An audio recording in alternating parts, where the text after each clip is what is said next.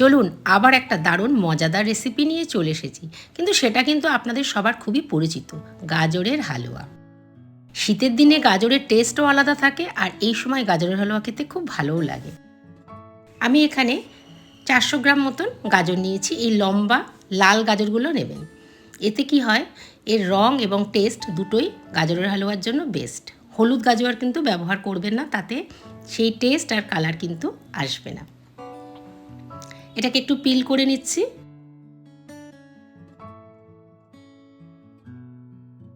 যেহেতু একটু লম্বা হয়, এটা মধ্যেখান থেকে এভাবে আমি দুভাবে ভাগ করে নিলাম। এবার একটা গ্রেটারের যে মোটা দিকটা আছে, এইটা দিয়ে কিন্তু গাজরটাকে আমাকে গ্রেট করতে হবে।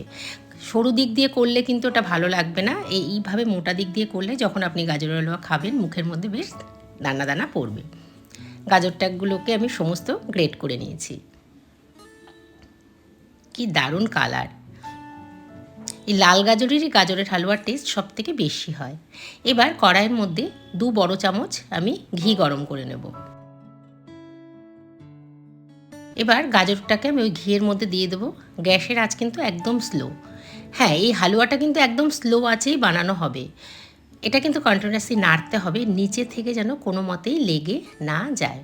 আর একটু হালকা ফ্রাই করতে হবে, জাস্ট গাজরের যে একটা কাঁচা গন্ধ আছে না, সেটা যেন চলে যায়।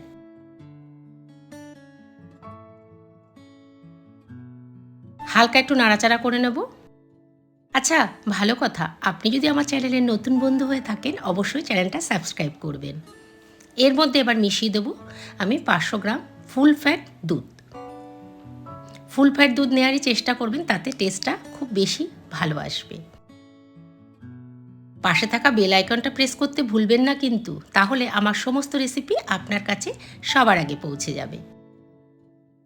প্রায় 30 থেকে 40 মিনিট ধরে আমাকে এটাকে ভালো করে এইভাবে ফোটাতে হবে, যতক্ষণ না দুধটা শুকাচ্ছে আর গাজরটা সেদ্ধ হয়ে যাচ্ছে। গাজর অবশ্য তাড়াতাড়ি সেদ্ধ হয়, কিন্তু একটু টাইম লাগবে। মাঝে মাঝে একটু নাড়াচাড়া করতে হবে, যাতে দুধের জিনিস তো নিচের থেকে লেগে না যায়। প্রায় শুকিয়ে গেছে। এবার আমি এর মধ্যে মিশিয়ে দেবো 150 গ্রাম চিনি, মানে ধরুন 4 টেবিল চামচ। মিষ্টিটা একটু কমই ব্যবহার করলাম। কেন করলাম সেটা আপনাদের জানাচ্ছি, দেখতে থাকুন। এবার এর মধ্যে মিশিয়ে দেবো আমুল মিল্ক পাউডার। এই জন্যই মিষ্টিটা একটু কম দিয়েছিলাম। এখানেও আমি 4 থেকে 5 চামচ আমুল মিল্ক পাউডার মিশিয়ে দিয়েছি। আমুল মিল্ক পাউডার একটু মিষ্টি মিষ্টি হয় তো। দেখুন, এটা কিন্তু প্রায় শুকিয়ে এসছে। এটা কিন্তু ধরুন প্রায় 45 মিনিট হয়ে গেছে। এই রকম যখন একটু নরম থাকবে, তখনই গ্যাসের আঁচ বন্ধ করে দেবেন। এবার অন্য একটা ছোট ফ্রাইং প্যানে ঘি গরম করে তার মধ্যে প্রথমে কিছু কাজু ভেজে নেব। তার মধ্যে দিয়ে দেবো কিছু আমন্ডস,